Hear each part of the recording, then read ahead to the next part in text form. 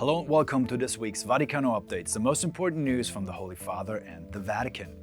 In a meeting with the Roman Rota, the Church's highest court for annulments, Pope Francis praised marriage as a gift that cannot simply be dissolved. He emphasized that it does not limit freedom, but is upheld by God's grace. The sacrament of marriage is a promise from God whose fidelity makes human fidelity possible, the Holy Father explained. During his first Vespers for the World Day of Consecrated Life in St. Peter's Basilica, Pope Francis urged consecrated men and women to be bearers of light in today's world by faithfully living the evangelical counsels.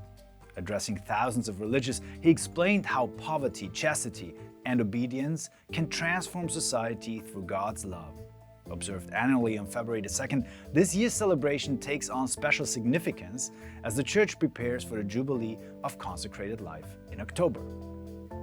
Pope Francis encouraged Ukrainian youth to remain committed to dialogue and patriotism, acknowledging how hard it is to forgive amid ongoing conflict. He described being patriots as the mysticism of young Ukrainians today.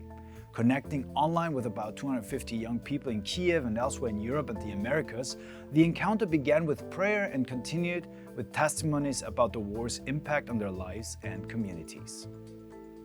Pope Francis is going to meet the Roman clergy on Thursday, March the 6th, at the Basilica of St. John the Lateran.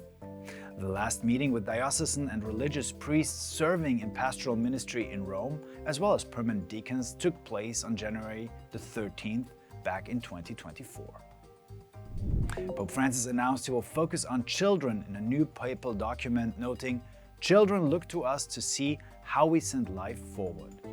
He also spoke about the unborn, warning that in a throwaway mentality where people behave as tough, all-powerful unborn life is sacrificed through the murderous practice of abortion.